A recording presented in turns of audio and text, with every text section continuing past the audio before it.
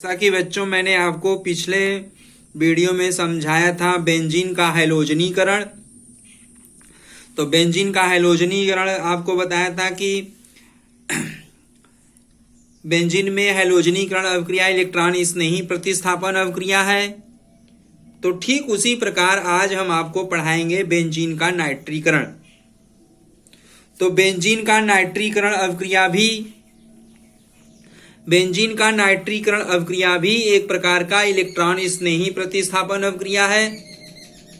तो क्रिया विधि के चैप्टर में मैंने आपको इलेक्ट्रॉन स्नेही प्रतिस्थापन अवक्रिया के अंतर्गत हैलोजनीकरण, नाइट्रीकरण और सल्फोनीकरण आपको पीछे मैंने पढ़ाया है।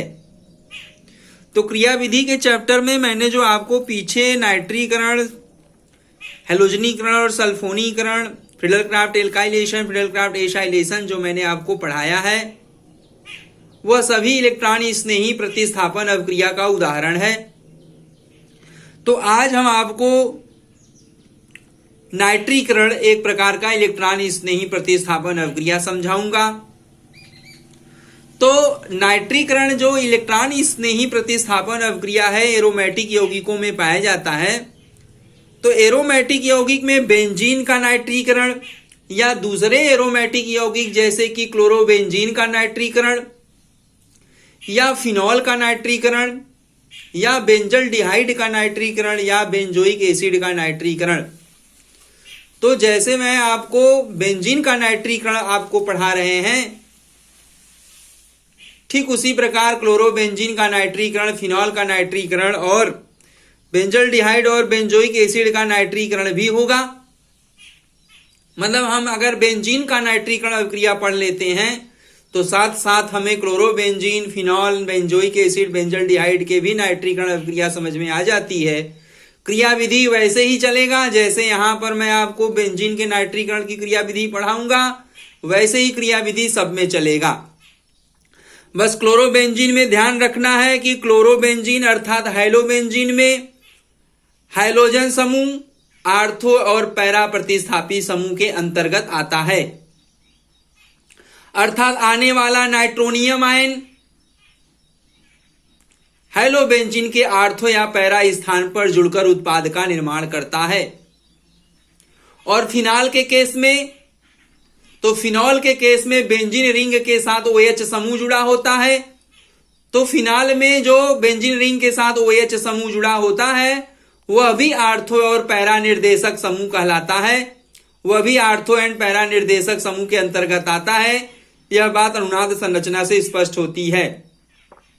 तो फिनॉल में जो OH समूह आर्थो और पैरा निर्देशक समूह है वो आने वाले नाइट्रोनियम आयन को आर्थो और पैरा स्थान पर भेज देता है। तो आने वाला नाइट्रोनियम समूह आर्थो या पैरा स्थान पर जुड़कर नाइट्रोफिनॉल, आर्थो नाइट्रोफिनॉल या पैरा नाइट्रोफिनॉल उत्पाद का निर्माण करता है। इसे फिनॉल का नाइट्रीकरण कहते हैं। इसी प्रकार बेंजल्डिहाइड में जो बेंजीन रिंग के साथ CHO समूह जुड़ा होता है वह मेटा निर्देशक का कार्य करता है। इसी प्रकार बेंजोइक एसिड में जो COOH समूह जुड़ा होता है वह भी मेटा निर्देशक का कार्य करता है। तो यदि हम बेंजल्डिहाइड या बेंजोइक एसिड का नाइट्रीकरण करेंगे तो आने वाला नाइट्रोनियम समूह बेंजल्डिहाइड और बेंजोइक एसिड के मेटा स्थान पर जुड़कर, बेंजल्डिहाइड में मेटा स्थान पर नाइट्रोनियम आयन जुड़कर मेटा नाइट्रो बेंजल्डिहाइड और बेंजोइक एसिड में मेटा स्थान पर नाइट्रोनियम आयन जुड़कर मेटा नाइट्रो बेंजोइक एसिड का निर्माण करता है। तो इसे हम बेंजल्डिहाइड का नाइट्रीकरण और बेंजोइक अम्ल का नाइट्रीकरण कहते हैं। और यदि हम बेंजीन का नाइट्रीकरण करते हैं तो बेंजीन में कोई भी आर्थो और पैरा निर्देशक समूह नहीं जुड़ा हुआ है। तो बेंजीन के रिंग पर आने वाला नाइट्रोनियम समूह जो आकर के जुड़ता है, तो नाइट्रोनियम समूह आकर के बेंजीन रिंग के किसी भी कार्बन से जुड़कर नाइट्रोबेंजीन का निर्माण कर देता है। तो इसे बेंजीन का नाइट्रीकरण कहते हैं। अर्थात मैंने आपको पूरे एरोमेटिक यौगिक का नाइट्रीकरण पढ़ाया जिसमें benzene, chlorobenzene, phenol, benzoic acid, benzaldehyde सबका मैंने आपको बता दिया। अब क्लोरोबेंजीन और फिनॉल और बेंजल्डिहाइड और बेंजोइक एसिड का नाइट्रीकरण अवक्रिया अर्थात इलेक्ट्रॉन स्नेही प्रतिस्थापन अवक्रिया, नाइट्रीकरण अवक्रिया, ये कक्षा 12 में पढ़ेंगे। और बेंजीन के नाइट्रीकरण की अवक्रिया, इलेक्ट्रॉन स्नेही प्रतिस्थापन अवक्रिया, बेंजीन के चैप्टर में पढ़ेंगे। तो आज हमारा बेंजीन का चैप्टर चल रहा है, तो हम आपको बेंजीन के नाइट्रीकरण का हेडिंग लेकर आपको समझा रहे हैं, उसका इंट्रोडक्शन बता दे रहे हैं, कैसे नाइट्रोनियम आयन बनता है ये बता देंगे, फिर नाइट्रोनियम आयन कैसे आक्रमण करता है, मध्यवर्ती बनाता है, फिर मध्यवर्ती से कैसे प्रोटॉन निकलता है और उत्पाद का निर्माण करता है, ये सारी जानकारी आपको बता देंगे। तो वह अवक्रिया बेंजीन के नाइट्रीकरण अर्थात एरोमेटिक यौगिक के नाइट्रीकरण का इंट्रोडक्शन सुनिए। एरोमेटिक यौगिक के नाइट्रीकरण का इंट्रोडक्शन क्या होगा, परिचय क्या होगा? तो वह अवक्रिया जिसमें कार्बन परमाणु, वह अवक्रिया जिसमें सबस्ट्रेट के कार्बन परमाणु, वह अवक्रिया जिसमें सबस्ट्रेट के कार्बन परमाणु पर जुड़े हाइड्रोजन को हटाकर NO2 समूह अर्थात नाइट्रोनियम समूह जुड़ता है, नाइट्रीकरण अवक्रिया कहलाता है। इस अवक्रिया में इलेक्ट्रॉन स्नेही नाइट्रोनियम आयन कार्य करता है। तो वह अवक्रिया जिसमें हाइड्रोजन परमाणु को नाइट्रोनियम समूह प्रतिस्थापित करके उत्पाद का निर्माण करता है, उसे हम नाइट्रीकरण अवक्रिया कहते हैं। तो ऐसा कार्बनिक यौगिक, ऐसा एरोमेटिक कार्बनिक यौगिक, क्योंकि एलिफेटिक में भी नाइट्रीकरण होता है, तो वह इलेक्ट्रॉन स्नेही प्रतिस्थापन नहीं कहलाता है, हम एरोमेटिक की बात कर रहे हैं। ऐसा एरोमेटिक कार्बनिक यौगिक जिसमें कार्बन से जुड़े हुए हाइड्रोजन परमाणु को जब नाइट्रोनियम आयन प्रतिस्थापित करके उत्पाद का निर्माण करता है, तो उसे एरोमेटिक हाइड्रोकार्बन एरोमेटिक यौगिक का नाइट्रीकरण कहते हैं। तो हमारे कहने का अर्थ यह है कि जब एरोमेटिक कार्बनिक यौगिक के कार्बन से जुड़े हुए हाइड्रोजन परमाणु को नाइट्रोनियम समूह प्रतिस्थापित करके उत्पाद का निर्माण करता है, तो उस अवक्रिया को एरोमेटिक कार्बनिक यौगिक का नाइट्रीकरण कहते हैं। और यह नाइट्रीकरण अवक्रिया इलेक्ट्रॉन स्नेही प्रतिस्थापन अवक्रिया के अंतर्गत आता है। तो हमारा ये इंट्रोडक्शन हो गया। इस प्रकार से हमारा जो है बेंजीन के नाइट्रीकरण का क्या इंट्रोडक्शन होगा, तो उसको भी सुन लीजिए। हम यहां बेंजीन का उदाहरण ले रहे हैं। तो बेंजीन सांद्र सल्फ्यूरिक अम्ल के उपस्थिति में सांद्र नाइट्रिक अम्ल से क्रिया करके नाइट्रोबेंजीन बनाता है। तो बेंजीन क्या करता है? बेंजीन सांद्र सल्फ्यूरिक अम्ल के उपस्थिति में सांद्र नाइट्रिक अम्ल से अवक्रिया करके नाइट्रोबेंजीन बनाता है। तो इसे हम बेंजीन का नाइट्रीकरण अवक्रिया कहते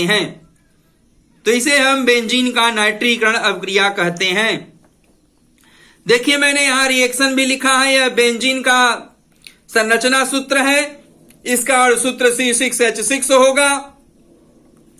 तो बेंजीन हमारा सांद्र नाइट्रिक अम्ल से अवक्रिया करके सांद्र सल्फ्यूरिक अम्ल के उपस्थिति में सांद्र नाइट्रिक अम्ल HNO3 से अवक्रिया करके नाइट्रोबेंजीन बनाता है और जल बनाता है। तो नाइट्रोबेंजीन का सूत्र होगा C6H5NO2। तो बेंजीन का सूत्र होता है C6H6। तो एक H को हटा दिया, नाइट्रोनियम आयन एक H को हटाकर उसका स्थान ग्रहण कर लिया, तो इसे हम कहते हैं NO2। नाइट्रोनियम आयन के प्रतिस्थापन से उत्पाद बना नाइट्रोबेंजीन, तो इसे हम बेंजीन का नाइट्रीकरण अवक्रिया कहते हैं। इसी प्रकार हम क्लोरोबेंजीन, ब्रोमोबेंजीन, आयोडोबेंजीन या फिनॉल के बाद बेंजोइक एसिड, बेंजल्डिहाइड, किसी भी एरोमेटिक यौगिक का नाइट्रीकरण अवक्रिया कर सकते हैं। लेकिन अगर हमारे पास बेंजीन रिंग से कोई आर्थो पैरा निर्देशक समूह या मेटा निर्देशक समूह जुड़ा है, तो उस बात का ध्यान रखते हुए नाइट्रीकरण अवक्रिया को संपन्न कराएंगे। तो आगे के क्लास में मैं आपको पढ़ाऊंगा सिखाऊंगा। यहां मैं आपको बेंजीन का पढ़ा रहा हूं। तो अब बेंजीन के नाइट्रीकरण की क्रियाविधि क्या होगी? तो जो क्रियाविधि हम आपको यहां पढ़ा रहे हैं यही क्रियाविधि हर जगह लागू होगी। बस अगर आर्थो पैरा या मेटा निर्देशक समूह लगा हुआ होगा तो आने वाला नाइट्रोनियम आयन आर्थो पैरा पर या मेटा पर आक्रमण करेगा। लेकिन बेंजीन में आने वाला नाइट्रोनियम समूह बेंजीन रिंग के किसी भी कार्बन परमाणु से जुड़कर उत्पाद का निर्माण कर सकता है। इस बात का ध्यान रखेंगे। तो हमारे पास पहले पद में क्या होगा? पहले पद में होगा फॉर्मेशन ऑफ इलेक्ट्रोफाइल, इलेक्ट्रोफाइल का बनना। तो कैसे इलेक्ट्रोफाइल बनता है? नाइट्रोनियम इलेक्ट्रोफाइल का निर्माण कैसे होता है आप देखेंगे। सांद्र नाइट्रिक अम्ल को HNO3 को सांद्र सल्फ्यूरिक अम्ल H2SO4 के साथ जब गर्म करते हैं तो हमारा NO2 धनायन जिसको हम नाइट्रोनियम आयन कहते हैं यह इलेक्ट्रोफाइल की भांति कार्य करता है। और साथ साथ hydronium ion H3O positive ion और HSO4 ऋणायन हाइड्रोजन सल्फेट ऋणायन HSO4 ऋणायन क्षार के रूप में बनता है। यह HSO4 ऋणायन क्षार की भांति कार्य करता है। HSO4 ऋणायन को क्षार क्यों कहते हैं? क्योंकि यह प्रोटॉन ग्रहण करेगा। हम जानते हैं जो प्रोटॉन ग्रहण करता है वो क्षार कहलाता है। इसलिए HSO4 ऋणायन एक प्रोटॉन को ग्रहण करेगा, इसलिए क्षार की भांति कार्य करता है। और बना हुआ hydronium ion H3O positive ion यह अम्ल की भांति कार्य करता है, क्योंकि हमें पता है जो प्रोटॉन देता है वो अम्ल कहलाता है। तो हाइड्रोनियम आयन प्रोटॉन दाता है, इसलिए हाइड्रोनियम आयन अम्ल की भांति कार्य करता है। तो बना हुआ NO2 इलेक्ट्रोफाइल क्या करेगा? बना हुआ NO2 इलेक्ट्रोफाइल अब बेंजीन रिंग के किसी भी कार्बन परमाणु पर आक्रमण करेगा।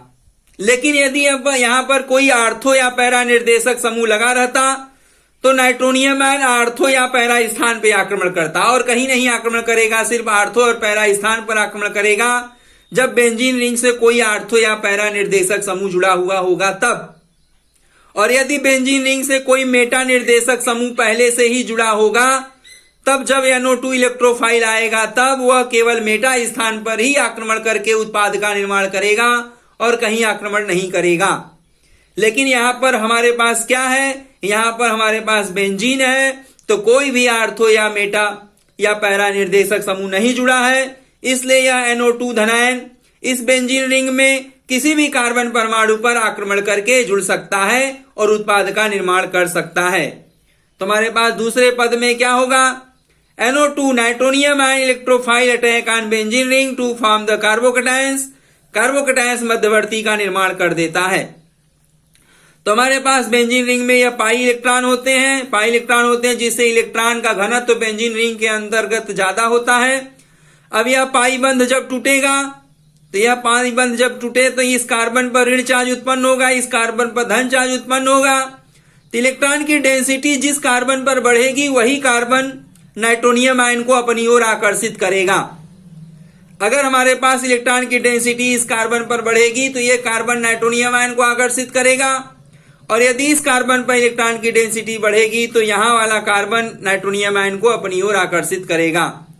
तो यहां वाला कार्बन नाइट्रोनियम आयन को ऐसे हम देखो तीर से दिखा रहे हैं, ये तीर ऐसे टूटेगा तो यहां धनायन बनेगा, अरे ऋणायन बनेगा, यहां धनायन नहीं ऋणायन बनता है। जब ऐसे तीर से दिखा रहे हैं तो ये पाई बंध टूटेगा, इस कार्बन पर ऋण चार्ज बनेगा, यहां धन बनेगा।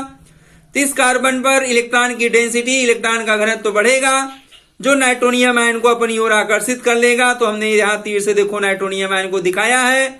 तो हमारे पास इस कार्बन से NO2 धनायन आकर जुड़ जाएगा, और इस कार्बन से H हमारा पहले से ही जुड़ा है, और इस कार्बन पर हमारे पास धन आ जाएगा। इस कार्बन पर भी हमारे पास धन H धनायन पहले से जुड़ा है, तो इस कार्बन पर हमारा धन चार्ज आ जाएगा। इस कार्बन पर हमारा धन चार्ज और इस कार्बन पर NO2 समूह जुड़ करके कार्बोकैटायन मध्यवर्ती का निर्माण कर देगा, अर्थात ये सिग्मा कॉम्प्लेक्स बन जाएगा। इस कार्बन पर सिग्मा बंध सभी सिग्मा बंध हो गए, पाई बंध टूट गया तो सिग्मा कॉम्प्लेक्स बन गया, जो कि बहुत ही अस्थायी है। यह ऐसा नहीं रहता है, यह तुरंत ही उत्पाद की तरफ बढ़ेगा।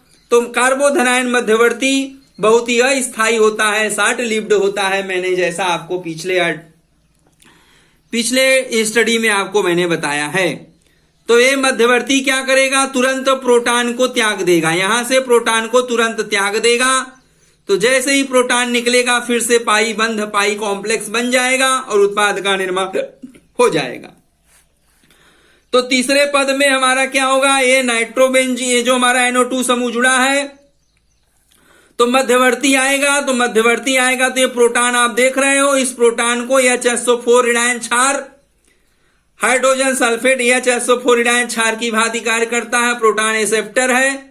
तो यह आएगा यहां मध्यवर्ती से प्रोटॉन को अपनी ओर आकर्षित कर लेगा। जब हमारा यहां से प्रोटॉन बाहर निकलता है तो यह अपने इलेक्ट्रॉन को छोड़ देता है। तो यहां पर इलेक्ट्रॉन हमारा क्या होगा, यहां पर इलेक्ट्रॉन हमारा आ जाएगा। तो इस कार्बन पर ऋण चार्ज फिर से उत्पन्न हो जाएगा और इस कार्बन का ऋण चार्ज, इस कार्बन का धन चार्ज आपस में मिलकर पुनः पाई बंध का निर्माण कर लेगा और यौगिक नाइट्रोबेंजीन के रूप में स्थायी यौगिक प्राप्त हो जाएगा। और ये HSO4 प्रोटॉन को ग्रहण करके H2SO4 उत्प्रेरक की भांति निकल जाएगा। तो उत्प्रेरक के भौतिक गुण में कोई परिवर्तन नहीं होता है। यहाँ सांद्र सल्फ्यूरिक अम्ल H2SO4 उत्प्रेरक का कार्य करता है, इसलिए उत्प्रेरक के रूप में आया है और उत्प्रेरक के रूप में बाहर चला जाएगा अपना काम करके। तो H2SO4 बाहर निकल जाएगा और नाइट्रोबेंजीन एक स्थायी यौगिक का निर्माण हो जाएगा। तो जैसे ही यह सिग्मा बंध टूटेगा, प्रोटॉन बाहर निकलेगा तो यहाँ पाई बंध फिर से बंध जाएगा, पुनः पाई बंध का निर्माण हो जाएगा और एक स्थायी यौगिक नाइट्रोबेंजीन यौगिक का निर्माण हो जाएगा। तो इसे हम कहते हैं बेंजीन का नाइट्रीकरण। मैंने आपको पढ़ाया। इसी प्रकार आप किसी भी एरोमेटिक यौगिक का नाइट्रीकरण लिख सकते हो, लेकिन अन्य यौगिकों में आर्थो पैरा मेटा निर्देशक का ध्यान रखना है, बेंजीन में ध्यान रखने की जरूरत नहीं है।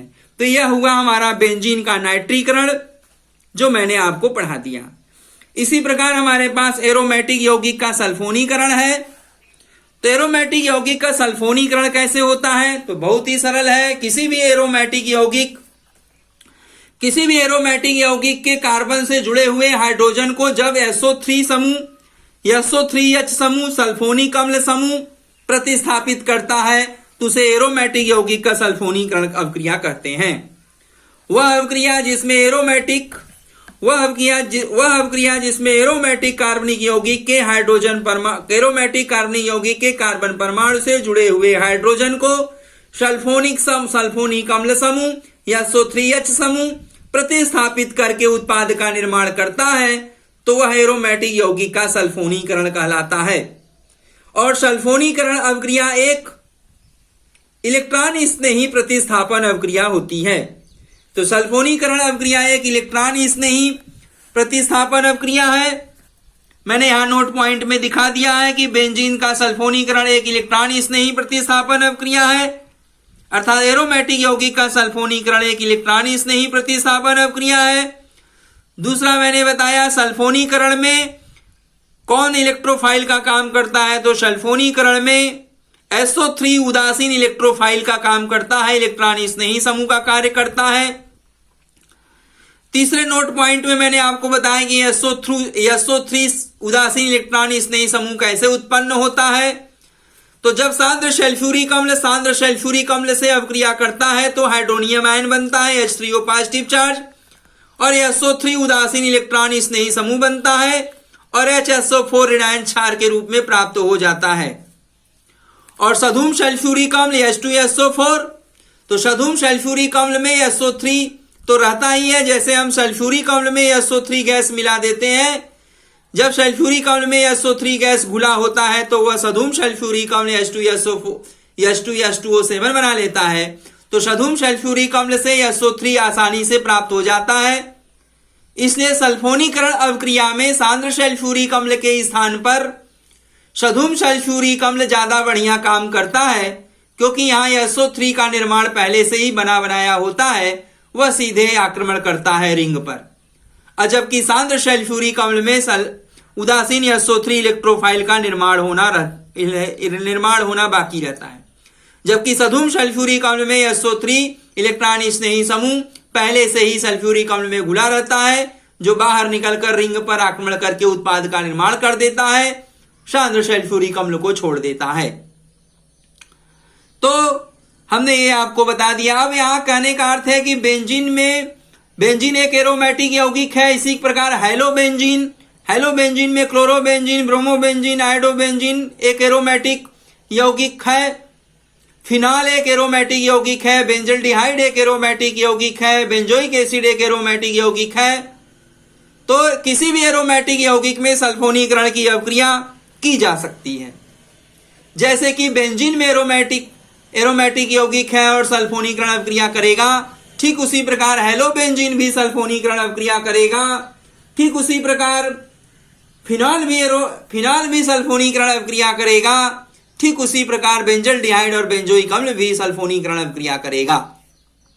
लेकिन बेंजीन में कोई भी प्रतिस्थापी समूह नहीं लगा हुआ है, इसलिए यहां पर SO3 सल्फोनिक अम्ल समूह, SO3H समूह बेंजीन रिंग के किसी कार्बन से जुड़कर उत्पाद का निर्माण कर देगा। लेकिन अगर हेलोबेंजीन है तो यक्स समूह जुड़ा होगा बेंजीन से।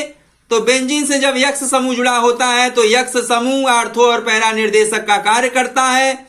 तो हेलोबेंजीन में जब सल्फोनिक समूह SO3H समूह आता है जुड़ने के लिए, तो हमेशा आर्थो और पैरा स्थान पर जुड़कर उत्पाद का निर्माण करता है। आर्थो हेलोबेंजीन सल्फोनिक अम्ल का निर्माण होगा। और यदि फिनाल का सल्फोनीकरण करेंगे तो फिनाल में भी बेंजीन रिंग से OH समूह जुड़ा होता है। तो फिनाल में बेंजीन रिंग से OH समूह जुड़ा होता है तो वह भी आर्थो पैरा निर्देशक का कार्य करता है। तो फिनाल का सल्फोनीकरण करेंगे तो आने वाला सल्फोनिक अम्ल समूह SO3H समूह फिनाल के आर्थो या पैरा स्थान पर जुड़कर उत्पाद का निर्माण करता है। तो उत्पाद बनता है आर्थो हाइड्रॉक्सी या पैरा हाइड्रॉक्सी बेंजीन सल्फोनिक अम्ल। इसी प्रकार बेंजल्डिहाइड और बेंजोइक अम्ल का सल्फोनीकरण करते हैं तो बेंजल्डिहाइड में CHO समूह मेटा निर्देशक का कार्य करता है और बेंजोइक अम्ल में COOH समूह जुड़ा होता है, रिंग के साथ COOH समूह जुड़ा होता है जो मेटा निर्देशक का कार्य करता है। तो बेंजल्डिहाइड और बेंजोइक अम्ल का सल्फोनीकरण अभिक्रिया करेंगे तो सल्फोनिक अम्ल समूह SO3H समूह मेटा स्थान पर ही आकर जुड़कर उत्पाद का निर्माण करता है। तो मेटा सल्फो बेंजल्डिहाइड में मेटा सल्फो बनाएगा या पैरा सल्फो बनाएगा। तो मेटा स्थान पर जुड़ेगा तो मेटा सल्फो बेंजोइक एसिड या पैरा सल्फो बेंजोइक एसिड का निर्माण होगा। लेकिन जब बेंजल्डिहाइड का सल्फोनीकरण करेंगे तो सल्फोनिक समूह बड़ा होगा, CHO समूह छोटा होगा। तो आर्थो एल्डो या पैरा एल्डो बेंजीन सल्फोनिक अम्ल का निर्माण करेगा। तो बेंजल्डिहाइड और बेंजोइक एसिड में CHO समूह और COOH समूह मेटा निर्देशक का कार्य करता है। तो सल्फोनिक समूह SO3H समूह आकर के मेटा स्थान पर ही जुड़कर उत्पाद का निर्माण करता है। इस बात का अच्छी तरीके से ध्यान रखेंगे। आगे कक्षा 12 में हम आपको बारी बारी से हेलोबेंजीन, बारी बारी से फिनॉल, बारी बारी से बेंजल्डिहाइड, बारी बारी से जो है बेंजोइक एसिड पढ़ाएंगे। तो बारी बारी से आपको स्पष्ट जानकारी देते चलेंगे। लेकिन यहां हम आपको इकट्ठे एक ढंग से सल्फोनिएशन चल रहा है तो हमने सारे एरोमेटिक यौगिक का सल्फोनिएशन का नाम मैंने ले लिया। अब यहां बेंजीन का सल्फोनीकरण अभिक्रिया चल रहा है। तो बेंजीन का सल्फोनीकरण अभिक्रिया चल रहा है तो हम यहां उदाहरण में बेंजीन लेंगे। तो बेंजीन के सल्फोनीकरण अभिक्रिया कैसी होगी, इसका इंट्रोडक्शन क्या होगा। तो बेंजीन हमारा सांद्र सल्फ्यूरिक अम्ल से या बेंजीन सधूम सल्फ्यूरिक अम्ल से अभिक्रिया करके बेंजीन सल्फोनिक एसिड बनाता है। तो इस अभिक्रिया को बेंजीन का सल्फोनीकरण अभिक्रिया कहते हैं। अब बेंजीन में कोई भी प्रतिस्थापी समूह नहीं जुड़ा है, इसलिए सल्फोनिक अम्ल समूह SO3H समूह कहीं पर भी आकर बेंजीन रिंग के किसी भी कार्बन से जुड़कर बेंजीन सल्फोनिक अम्ल का निर्माण कर देगा, क्योंकि यहां पर कोई भी प्रतिस्थापी समूह बेंजीन रिंग से नहीं जुड़ा हुआ है। अब बेंजीन की क्रिया जब सांद्र सल्फ्यूरिक अम्ल से कराई जाती है या सधूम सल्फ्यूरिक अम्ल से कराई जाती है तो सदैव बेंजीन सल्फोनिक अम्ल का उत्पाद का निर्माण होता है, साथ में जल बनता है, साथ में जल बन जाएगा। तो हमारे पास यह बेंजीन सल्फोनिक एसिड का निर्माण हो जाता है। इसे हम बेंजीन का सल्फोनीकरण अवक्रिया कहते हैं। अब बेंजीन के सल्फोनीकरण अवक्रिया की क्रियाविधि कैसी होगी? तो क्रियाविधि जैसे नाइट्रीकरण का हुआ वैसे ही सल्फोनीकरण का होगा। पहले सल्फोनिक अम्ल समूह SO3 उदासीन इलेक्ट्रॉन स्नेही समूह का निर्माण होगा। फिर SO3 इलेक्ट्रॉन स्नेही समूह बेंजीन रिंग पर आक्रमण करेगा, कार्बोधनायन मध्यवर्ती बनाएगा, फिर प्रोटॉन निकलेगा, उत्पाद बनेगा। और यह क्रियाविधि जैसे बेंजीन में होगी ऐसे ही हर एक एरोमेटिक यौगिक में होगी, ध्यान रखेंगे। तो यहां बेंजीन में जब सल्फोनीकरण की क्रियाविधि होगी तो थोड़ा यहां एक पद बढ़ जाता है, क्योंकि प्रोटॉन निकलने से पहले प्रोटोनेशन होता है, तब SO3H समूह बनता है। उसके बाद तब बाद में प्रोटॉन निकलकर उत्पाद का निर्माण करता है। तो यहां एक पद बढ़ जाएगा। तो पहले पद में क्या होगा? नाइट्रीकरण की भांति पहले पद में फॉर्मेशन ऑफ इलेक्ट्रोफाइल होगा। तो कैसे इलेक्ट्रोफाइल बनेगा? सांद्र सल्फ्यूरिक अम्ल खुद सांद्र सल्फ्यूरिक अम्ल से अवक्रिया करेगा, उदासीन SO3 इलेक्ट्रोफाइल का निर्माण करेगा, साथ में HSO4 हाइड्रोजन सल्फेट ऋणायन क्षार की भांति कार्य करेगा, यह बनेगा। और hydronium ion H3O positive proton दाता के रूप में हाइड्रोनियम आयन का निर्माण होगा और उदासीन SO3 इलेक्ट्रोफाइल का निर्माण होगा। अब दूसरे पद में क्या होगा? दूसरे पद में होगा न्यूट्रल इलेक्ट्रोफाइल SO3। न्यूट्रल माने उदासीन, इलेक्ट्रोफाइल माने इलेक्ट्रॉन स्नेही समूह। उदासीन इलेक्ट्रॉन स्नेही समूह SO3 attack on benzene ring to form carbocations. तो SO3 उदासीन इलेक्ट्रॉन स्नेही समूह बेंजीन रिंग पर आक्रमण करके कार्बोकटायन मध्यवर्ती का निर्माण कर देता है। तो कैसे करता है? देखिए ध्यान से, यहां पर बेंजीन का रिंग है और ये SO3 उदासीन इलेक्ट्रॉन स्नेही समूह का संरचना है। तो अगर यह पाई बंध टूटेगा तो इस कार्बन पर इलेक्ट्रॉन की डेंसिटी बढ़ेगी, तो इलेक्ट्रॉन का घनत्व तो बढ़ेगा। तो ये इलेक्ट्रॉन की डेंसिटी जब बढ़ेगी तो यह कार्बन SO3 इलेक्ट्रोफाइल को अपनी ओर आकर्षित कर लेगा। तो जब अपनी ओर आकर्षित कर लेगा तो यह इलेक्ट्रॉन की डेंसिटी जब इस सल्फर से जुड़ेगा तो सल्फर में वैलेंसी तो पहले से पूरा है, तो सल्फर और ऑक्सीजन के बीच में जो पाई बंध है ये टूट जाएगा और ऑक्सीजन के पास ऋण चार्ज आ जाएगा। तो हमारे पास ये देखिए कार्बोकटायंस में ये पाई बंध, रिंग का पाई बंध टूटा, इस कार्बन पर ऋण बना, इस कार्बन पर धन बना। तो इस कार्बन का जो ऋण था वह ऋण सल्फर से जुड़ गया। तो यहाँ बैलेंसी, सल्फर के कोष में बैलेंसी बढ़ने लगा, तो सल्फर का ऑक्सीजन के साथ जो पाई बंध था टूट गया और इलेक्ट्रॉन की डेंसिटी ऑक्सीजन पर चली गई और हमारा ये संतुलन बना रहा। तो इस प्रकार से कार्बोकटायन मध्यवर्ती का निर्माण हो जाता है। तीसरे पद में क्या होगा? तीसरे पद में प्रोटॉन नहीं निकलेगा बल्कि प्रोटोनेशन ऑफ कार्बोकटायंस होगा। कार्बोधनायन मध्यवर्ती का हाइड्रोनियम आयन प्रोटॉन दाता से जुड़ करके प्रोटोनेशन करके SO3H समूह का निर्माण कर लेता है। तो कार्बोकटायंस हमारा मध्यवर्ती हाइड्रोनियम आयन से प्रोटॉन लेकर के प्रोटोनेटेड हो जाता है और प्रोटोनेटेड कार्बोकटायंस मध्यवर्ती का निर्माण कर देता है। तो यहां पर हमारे पास जो SO3 ऋणायन है उससे प्रोटॉन आकर के जुड़ जाएगा। हाइड्रोनियम आयन से जब प्रोटॉन बाहर निकलेगा तो जल को मुक्त कर देगा, तो हमारा जल बाहर निकल जाएगा और SO3H प्राप्त हो जाएगा। तो कार्बोकटायन जब प्रोटोनेटेड होता है तो प्रोटोनेटेड कार्बोधनायन मध्यवर्ती बना लेता है, अर्थात SO3 ऋणायन SO3H में बदल जाता है। अब चौथे पद में क्या होता है? चौथे पद में loss of proton to give product. चौथे पद में यहां से प्रोटॉन निकलता है क्योंकि ये अल्फा कॉम्प्लेक्स है, इसमें सिग्मा कॉम्प्लेक्स है, इसमें सभी बंध सिग्मा बंध है, सिग्मा बंध सिग्मा बंध सिग्मा बंध सिग्मा बंध, सभी बंध सिग्मा बंध के हैं। तो हमारे पास ये अस्थायी होता है। तो जब प्रोटॉन यहां से बाहर निकलेगा तो ये सिग्मा बंध फिर से पाई बंध में बदल जाएगा। तो यहां से जब हमारा प्रोटॉन निकलता है तो ये इलेक्ट्रॉन की डेंसिटी फिर से रिंग के अंदर आ जाती है और फिर से पाई बंध का निर्माण हो जाता है। तो यहाँ HSO4 ऋणायन आएगा, प्रोटॉन एक्सेप्टर। HSO4 ऋणायन प्रोटॉन एक्सेप्टर है, इस प्रोटॉन को अपनी ओर आकर्षित कर लेगा।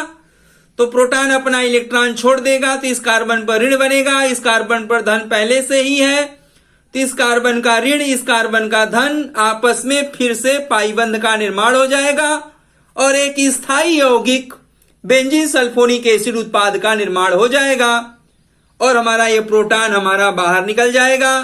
तो जब हमारा प्रोटॉन बाहर निकलेगा तो उसका स्थान, इस प्रोटॉन का स्थान कौन ग्रहण कर लेगा? तो इस प्रोटॉन का स्थान SO3H समूह ग्रहण कर लेगा। तो यह इलेक्ट्रॉन इसने ही प्रतिस्थापी अवक्रिया कहलाएगा और सल्फोनीकरण अवक्रिया कहलाएगा। सल्फोनीकरण क्यों कहलाएगा? क्योंकि इसके H के स्थान को, इसके प्रोटॉन के स्थान को SO3H सल्फोनिक समूह ग्रहण कर रहा है, इसलिए इसे हम सल्फोनीकरण अवक्रिया कहेंगे। अब ये हमारा HSO4 ऋणायन इस प्रोटॉन को लेकर सल्फ्यूरिक अम्ल उत्प्रेरक के रूप में बाहर निकल जाएगा, बाहर चला जाएगा। तो यहां हम बेंजीन की क्रिया सांद्र सल्फ्यूरिक अम्ल से करा रहे हैं। तो यहां पर हमारे पास फिर से अंतिम उत्पाद, जब बेंजीन सल्फोनिक एसिड अंतिम उत्पाद बनता है तो सल्फ्यूरिक एसिड फिर बन जाता है। तो यहां हमें सल्फ्यूरिक एसिड की आवश्यकता नहीं पड़ेगी, सल्फ्यूरिक एसिड की मात्रा में कोई कमी नहीं आएगी, केवल बेंजीन में कमी आएगी। तो हम बेंजीन पदार्थ को, रासायनिक अवक्रिया में बेंजीन पदार्थ को डालते जाएंगे, सल्फ्यूरिक अम्ल उसमें थोड़ा सा डालेंगे, वो रहेगा ही, वो खत्म नहीं होगा, और बेंजीन एरोमेटिक यौगिक डालते जाएंगे और एक तरफ से बेंजीन सल्फोनिक अम्ल को प्राप्त करते जाएंगे, क्योंकि सब उत्पाद बनने पर सांद्र सल्फ्यूरिक अम्ल पुनः प्राप्त हो जाता है, इसलिए यह अवक्रिया कराना बहुत आसान होता है। तो इस प्रकार से हमारा बेंजीन का सल्फोनीकरण अवक्रिया होता है। जैसे मैंने बेंजीन का सल्फोनीकरण अवक्रिया आपको पढ़ाया, उसकी क्रिया विधि पढ़ाया, ठीक उसी प्रकार से हम हेलोबेंजीन का भी सल्फोनीकरण आपको आगे कक्षा 12 में पढ़ाएंगे। याद रखिएगा कि जब हेलोबेंजीन का सल्फोनीकरण अवक्रिया पढ़ाने लगेंगे तो जो क्रिया विधि यहां पढ़ाए हैं वही क्रिया विधि हेलोबेंजीन के सल्फोनीकरण में भी पढ़ाएंगे। आप दोनों रासायनिक अवक्रिया की क्रिया विधि का मिलान कर लीजिएगा, ठीक वैसा ही चलेगा जैसे मैंने बेंजीन का पढ़ाया। इसके बाद हम आपको फिनाल का सल्फोनीकरण अवक्रिया पढ़ाएंगे। तो ध्यान रखिएगा, जैसे हम बेंजीन का सल्फोनीकरण अवक्रिया पढ़ा रहे हैं और उसकी क्रिया विधि पढ़ा रहे हैं, ठीक उसी प्रकार फिनाल के सल्फोनीकरण में भी आपको रासायनिक अवक्रिया और क्रिया विधि वैसे ही बताई जाएगी जैसे बेंजीन में बताई जा रही है। तो अगर बेंजीन की क्रिया विधि और रासायनिक अवक्रिया याद रखेंगे तो आप आगे हेलोबेंजीन, फिनाल, बेंजल्डिहाइड, बेंजोइक एसिड सबकी रासायनिक अवक्रिया और क्रिया विधि आपको पता चल जाएगा, कोई दिक्कत नहीं आएगा। आप आज से ही आप चाहो तो बेंजल्डिहाइड और बेंजोइक एसिड और फिनाल और हेलोबेंजीन का सल्फोनीकरण अवक्रिया लिख सकते हो और उसकी क्रिया विधि भी लिख सकते हो। नहीं लिख पाओगे तो आगे कक्षा 12 में हम आपको बारी बारी से पढ़ाएंगे, कोई डरने की जरूरत नहीं है, कोई घबराने की जरूरत नहीं है। लेकिन अगर आप बुद्धिमान हो, आपका IQ ठीक है, तो आप निश्चित रूप से आप उसको भी कर सकते हो, इसमें कोई दो राय नहीं है। तो हमारा बेंजीन का नाइट्रीकरण और बेंजीन का सल्फोनीकरण रासायनिक अवक्रिया अब समाप्त होता है। हमने आपको समझा दिया। तो आज के लिए बस इतना ही। धन्यवाद।